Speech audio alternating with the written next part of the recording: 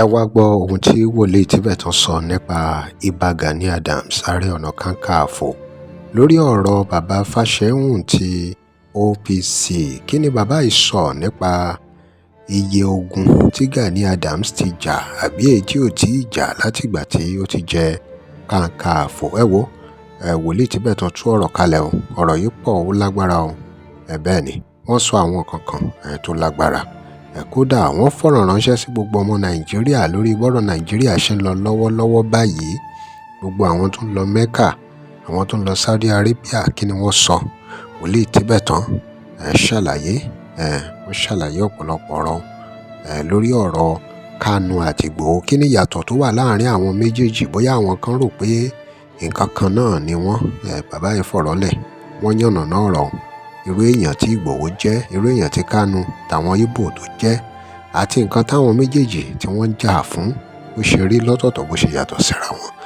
Nínú fọ́nrán yìí náà ni bàbá ti sọ̀rọ̀ nípa K1 the ultimate, irú àwọn obìnrin tí K1 láìkì kó máa fẹ́ dáadáa. Ṣé ẹ sì mọ̀ pé oríṣiríṣi náà ló ti wáyé látàrí ọ̀rọ̀ obìnrin olóbìnrin dé nípa ọ̀rọ̀ K1 gẹ́gẹ́ bí àwọn èèyàn ṣe gbé káàkiri lórí fọ́nrán. Ẹ̀yin èèyàn wa nǹkan bẹ́nu fọ́nrán yìí o. Wòlíì Tibetan wọ́n tú pẹ̀rẹ̀pẹ̀rẹ̀ ọ̀rọ̀ sílẹ̀.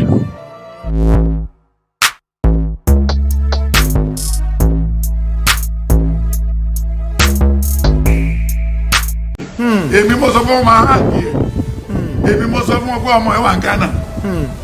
Then gbogbo ẹ̀ náà lórí bẹ́ẹ̀ gíndé ṣe nínú ti ṣe ibi yẹn. Then mo dẹ̀ sọ fún Oríyọmí ní tàìmì pé kó continue. Olúwa máa tì lẹ́yìn, Olúwa dẹ̀ tì lẹ́yìn. Wòlíì wa ń lu yìí àwọn fake ni ò jẹ́ ká mọ original. Only as we have the fake prophet, we have the original prophet. But God will never do anything without Amos 3 and Amos 4. Ó ní láti verse 6 ní 3 yẹn láti verse 6. Ó ní jẹ́ èèyàn méjì lẹ́rìn pọ̀ bí kò jẹ́ pé wọ́n rẹ̀. Olólùwà ò ní ṣohunkóhun láì fún wọn wòlíì. So automatically kí Àgbàlá Gabriel, Oríyọmí àtàwọn gidi míì tó tún fẹ́ dìde wọ́n máa relate, wọ́n máa wà aláogo, wọ́n continue playing, keep the ball rolling. The Lord will bless you. Then regarding the second question, Gani Adams ọmọ Gara ni ọmọ Tífì ni, ó kàn wá lórí ọ̀fẹ́ Yorùbá is too vulnerable. Lórí lẹ́yìn tó ti pa ọ̀gá ẹ̀ tó dìtẹ̀ tó ti pa Fáṣẹ̀hùn, a ti mọ̀ pé ìgbẹ̀yìn Adams ò lè dá, ọlọ̀tẹ̀ ni, is a coup plotter. Àwọn ọ̀rẹ́ ẹ̀ kan wà pàápàá, àwọn ibi kan wà tó ń ṣe ní bọ́dà, ó dẹ̀ lójoojú obìnrin tó fẹ́ rọbí lẹ́gbẹ̀ẹ́ títì o. Then àwọn owó kan wà tí ó ti gbẹ́sẹ̀ lé tó ti ṣe gbogbo ẹ̀. Àwọn ògo Nàìjíríà kan wà tó ti tẹ̀mí ẹ̀ tọwọ́ ẹ̀ tí ẹ̀mí wọn ti tẹwọ́ ẹ̀ bọ́. Then nígbà tó lò lè tẹríba fún ọ̀gá ẹ̀ Fáṣẹ̀hùn, tí ìwọ náà ló fẹ́ ṣe Ààrẹ Ọ̀nà Kakanfò ní kó lọ mú sàfídíkèétì oyè tó jẹ yẹn wá. Kò sí Aláàfin ò fún un, Aláàfin ò fún un. Then kó dẹ̀ tó wá ṣọ́ra ẹ̀ nísìn nǹkan tó ń ṣe yìí kó má bàa hàn lórí ọmọ. Ó lóun yóò bẹ ẹ̀ṣẹ̀ bàbá wò láti ìran kan títí lọ dé ìran kẹrin. Ọlọ́run ò fún wa ní oore ọ̀fẹ́ àti pààyàn o. Olúwa fún wa lóore ọ̀fẹ́, ó lè báyàn wí kò lè fi ilẹ̀, tó bá fẹ́ gbọ́ á gbọ́, tí ò bá fẹ́ gbọ́. Then àwọn oyè tó ń fi tipá, ta ló jẹ oyè ńlá tó tọ́ yẹn ní ìdílé Adams rẹ̀? Then kí ló fà tó kí ló dẹ̀ ṣe láti ìgbà tó ti jẹ́? Ogun mélòó ló jà fún Yorùbá? Àwọn mélòó ló kó sọ lọ sójú ogun? Ó dẹ̀ láìkó obìnrin àtọwójú kan mí lọ. So wọ́n ṣe olórí nígbà táwa ṣe lọ oko ọdẹ tá ń gbé ìbọn tá ń sọ ọ̀sẹ̀ méjì ọ̀sẹ̀ mẹ́ta nínú oko. Ṣé Gani Adams lè sùn ọ̀sẹ̀ méjì nínú oko bó ṣe wà yìí pẹ̀lú research tó ń rà bí ti gọ́fúnà Lagos State tẹ́lẹ̀ tó wá látẹ̀pẹ́ Ambode tó máa ya fọ́ọ̀fọ́ picture tó máa gbé fọ́tò báyìí níbi tó kọ̀ sí bẹ́ẹ̀ ni pé kámẹ́rà máa gbé mẹ́ka àogo ibi tí Tinubu ti ṣá ogo, Ambode lọ́bẹ̀ ní London ó lọ ń ṣá ogo. So when you look at the gbogbo kan wọn ní o mọ̀ mú láti ya wèrè. Gbogbo Nàìjíríà ti sínwín, kì í ṣe pé wọ́n sínwín wọ́n sínwín lọ́wọ́lọ́wọ́. Ẹni tó bá fẹ́ ṣe patí àdáálẹ̀ tó yẹ pé wà máa ronú màálù mẹ́wàá màálù méjèèjì mo sọ fún wọn Mẹ́kà lọ yìí owó tó ń múlẹ̀ yìí ti pọ̀. Then this year will be the worst Mecca. ṣùgbọ́n wọ́n ṣe ń sìn wọn ti sọ pé Nàìjíríà tó kú o wọ́n ń bò ó àwọn Nàìjíríà sì kú síbẹ̀ o then Mecca kẹrin iṣẹ́ ládàá ni is once in one's lifetime kì í ṣe ojoojúmọ́ òdì ìsìnkà tó ti ń rówó jí wọ́n gba bírèkì ní Kánò sí wọ́n sáré fò lọ sí wọ́n fò lọ sí Saudi òun náà ti lọ ń gbàdúrà tó lè gbà ṣé Ọlọ́run wà ní Saudi ó dẹ̀ rántí olórí Saudi Arabia prince yẹn òun ló pa Khashoggi sí Turkey tó gé journalist yẹn sí wẹ́wẹ́wẹ́wẹ́wẹ́ ẹ̀dẹ̀ wá ní ibẹ̀ lọ́lọ́run gbé Ọlọ́run wo ló wà ní Mẹ́kà wọ́n kàn sì tẹ̀ òfin ló gbé bẹ̀rẹ̀ o ṣèbí látẹ̀yìn Amẹ́ríkà ti kó diabetes wọ́n bẹ̀ pẹ̀lú bọ́gà pẹ̀lú hamburger gbogbo ẹ̀ wọ́n ti ń sanra ẹ̀ sìn dẹ́nà àwọn ọmọ ọlọ́mọ tó lọ ṣiṣẹ́ ń bẹ̀ náà táwọn ọ̀gá fi tipá bá wọn sùn tó ń ṣe gbogbo ẹ̀ dẹ̀ wọ́n ti ń ta drug ní Mẹ́kà sí wọ́n ti ń ṣe gbogbo ẹ̀ Áfíríkà náà ni but ẹ jẹ́ kán bá àwọn Nàìjíríà sọ̀rọ̀ wọ́n á gbé ìyàwó oníyàwó lọ wọ́n á gbé àlè lọ wọ́n á gbé gbogbo ẹ̀ lọ mo lẹ́nìkan tó tiẹ̀ jíṣẹ́ fún mi ó lóun fẹ́ lọ ná 10 million ní ó lóun fẹ́ sùn sí Choice Hotel 5-star hotel block lásán ló gé ta o wọ́n tó bá lọ tó bá padà wá kí ló fẹ́ tún dà orúkọ wo náà máa gbé aláàjì miss àlejò but Jerusalem ń sìn wọ́n ti bẹ̀ pa so bí àti ìmòye tí Tinubu máa tó fáwọn tó fẹ́ lọ Jerusalem but wọn lè rí Jerusalem lọ́dún mẹ́ta lé ní o ibẹ̀ ti gbóná o káwọn Christian kó máa rìn sí kó máa wẹ̀ kò sẹ́ni tó fẹ́ jà fún Christian ni o tí Christian bá dá ilẹ̀ ajẹ́sílẹ̀ mẹ́jọ yà ó dàbí afọ́jú tó fẹ́ fa wàhálà lóṣòdì ṣàpẹ́ tó bá dá ilẹ̀ tán bá mú kò dé kúkú ríran so kàn jọ so Gani Adams gbogbo ọ̀rọ̀ tí a sọ ń pa ẹ̀ tó bá fẹ́ súnmọ́ tó bá fẹ́ yí padà kò yí padà but kò lè gbé wa débi kankan o Gani Adams ò lè gbé wa lélẹ̀ rírí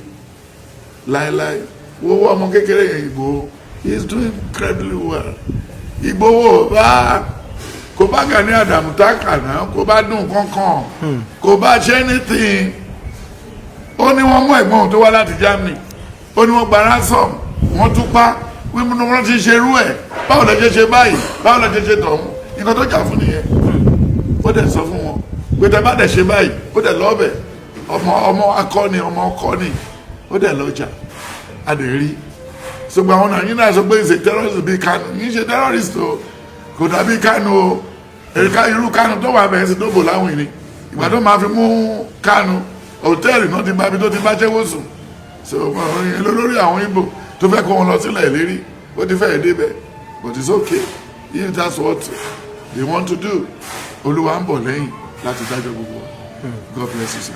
Thank you, God bless you. Ẹ ṣé gan sir daddy ẹ ṣé gan. ní táìmù Babangida ni ṣé bí bàtà máa rí àwọn Chibok girls wọ́n ti pín àwọn mọ́wọ́ àwọn mínísítà àwọn kọmíṣánná àwọn gbogbo àwọn ló fẹ́ àwọn ọmọ yẹn ló fẹ́ wọn níyàwó what's the meaning of Boko Haram iṣẹ́ wo ni El-Rufai tí Babangida rán El-Rufai Tinubu baba Buhari ó ní kó ní ológbówó fún nǹkan lọ sẹ́ẹ̀tù àwọn Boko Haram ṣebí rẹ̀jíìmù ẹ̀ làwọn ẹni tó gbè ní Gumi tí wọ́n yan fanda tá ń gbàdé táìmù ẹ̀ náà là ń rí ọ̀rọ̀ ẹ̀mẹ̀yẹ ti àlà iná tí ò ṣẹlẹ̀ rí tẹ̀tún ronú pé ẹ fẹ́ tó ṣe sàríà sàríà kọ́ sàárà ni ẹ wo iye tí wọ́n lọ Mẹ́kà ní táìmù Buhari wọ́n kàn lọ ṣeré wo àwọn Màlàmí wo àwọn mínísítà sí ẹ̀ wo Fẹ́mi Adésínà tó ẹgbẹ́ ò ti bú Buhari tẹ́lẹ̀ owó pọ́n ṣe fowó rà wo tún tí Buhari fi tó fi vice president ṣe vice president wa nú ọjà ó bẹ̀rẹ̀ sí gbé owó alájọ ó sọ lọ́ọ̀yà di alájọ plane ṣe ń jábọ́ ìwọ́n máa béèrè question burúkú o mi ò rò pé wọ́n fúnra ẹ̀rọ kan tó béèrè lọ́wọ́ mi ṣé orí bẹ́ẹ̀ ni ẹ̀jẹ̀ tó wá kọ́ mọ́rì bí ẹni pẹ́ fẹ́ lọ jà ní outside the border ẹ̀ lọ lé Ìgbòho láàrin òru ẹ̀ ń lo cartridge yẹn ìkan burúkú tí ò yẹ ká oh my God. ọ̀rọ̀ yẹn bad. July 1 orí kan mo dẹ̀ ti sọ fún kó tó ṣẹlẹ̀ the boy was not there. ẹ sọ fún Ìgbòho. mo ti sọ fún pé July lè wọn lé mo pè láti Dublin. He was my son. He's my spiritual son. Koluwake Babakito. Yes. Let me open up for you. Mo máa wà nídìí nǹkan tó bá dà. Mi ò ṣe bàjẹ́. Bàbá yẹ pé Yorùbá nation ń bọ̀ nìyẹn o. Yorùbá nation máa wá mo ti sọ sínú prediction 2022 ṣé báwọn tó ń dìbò àǹdí ẹ̀ náà lélẹ́yìn tí Buhari bá ti lọ tó ń sìn tí Babangida ti lọ tí Abdulsalam ti lọ èyí náà ti wà lórí abẹ́bẹ́ Ọbásanjọ́ náà ti lọ. ta ni ó wà fún Yorùbá nation sà. a máa ṣe meeting lórí tébù ní kò ní sí ìjà Tinubu ló máa jẹ́ chairman ń bẹ̀. Adékàkà fi gbogbo ẹnu máa sọ̀rọ̀ lẹ́yìn fẹ́ ẹ máa ń gbẹ̀bọ̀n sórí èèyàn láti máa yọ ẹ̀jẹ̀ jáde láìsí kíní kan. afẹ́kẹ́ bá a gbé wọn débẹ̀ ńlẹ́ ni wọ́n lè mọ̀ náà ni. kò sí nǹkan tó lè yí Yorùbá nation. ọ̀pọ̀lọpọ̀. Nàìjíríà ti expire ní 2014 nígbà tí ọ̀dẹ̀ Goodluck wà bẹ́ẹ̀ tó lọ́ọ̀bẹ̀ dání tí ò lè gé ṣu. 100 years ti pé. tó ń ṣe wá gbẹ̀yìn wá tó ń lè báṣubàṣu tíyàwó ẹ̀ wá ń sọ̀rọ̀ bí ọ̀sán yìí. Don't, I know what my husband to go to jail here. Daddy Shoki ke, ó wá gorí kiri on campaign. Mi ò mọ̀ bóyá Goodluck yẹn lọ́pọlọ ṣá. Òun wẹ́n tó máa bá ẹ̀ campaign lọ pé Daddy Shoki. At the expense of the whole nation. Àwọn kan náà bí àṣà yìí dé. Àwọn kan náà bí àṣà yìí dé. Ẹ̀sà, Wasiu Ayinde ò gbádùn o. Ẹni tó bá wà lọ́wọ́ ẹ̀ ló máa tẹ̀lé Ganu sí tó sọ̀hún ló ń ganu kiri sábẹ́ àwọn obìnrin tójú àwọn obìnrin sọ́mú àwọn obìnrin Àyìndé ló ń ganu kò ní jẹ́ kan gidi tó ṣe láyé yìí ọ̀rọ̀ ọmọlọ́jì àtàríwó lọ́jì yìí ló ń bá kiri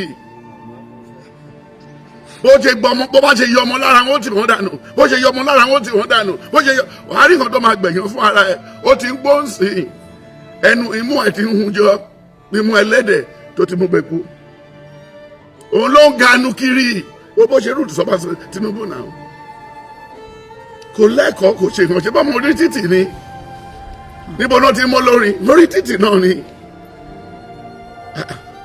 ẹ̀dẹ̀ ń sọ̀rọ̀ òun àti Bọ́lájí Bàsí ayé ògbádùn mọ́ sí i gbogbo àwọn tá a mọ̀ pẹ̀lú ẹ̀ kò sí ìbò sí yàtọ̀ eléyìí tó lọ́pọlọ díẹ̀ láàrin olùbẹ́sẹ̀rẹ̀ díẹ̀ tó kàn invest rightfully tó gbọ́rọ̀ sí ìyàwó ẹ̀ lẹ́nu ìyẹn ìyàwó ẹ̀ gbọ́dọ̀ gbọ́ bó bẹ́sẹ̀rẹ̀ kọjá ayé ẹ̀mí kankan ó máa dé fọ́tì ni bó bẹ́sẹ̀rẹ̀ ṣe le tó ń dakò lẹ́nu lé o àṣẹbẹ́ mo fi ìyàwó ẹ̀ sí computer college ní Canada ní 1999-98 nígbà tó ń print tó ń sọ $1 bí $100 gbogbo wọn jìbìtì nínú gbogbo ẹ̀ ló yé mi sáà gbogbo alpha ní London ibi dọ́tà mi ni very good woman very industrious woman Wasiu sọ di jáde náà ṣebí lára ọmọ ẹ náà.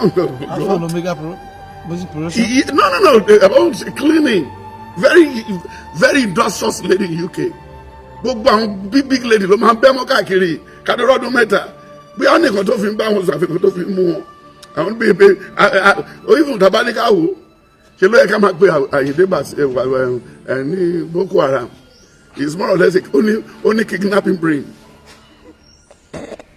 a má àwọn obìnrin yẹn ṣá kó tó mọ̀ tí wàá bẹ́ wọn abẹ́ ló máa ti ń ṣiṣẹ́ abẹ́ ṣá kò sọ́pọ̀lọ̀ irú àwọn ẹ̀sìn wọn fẹ́ ẹ̀dì mi wọn lè ẹ̀dì anything they are failures people.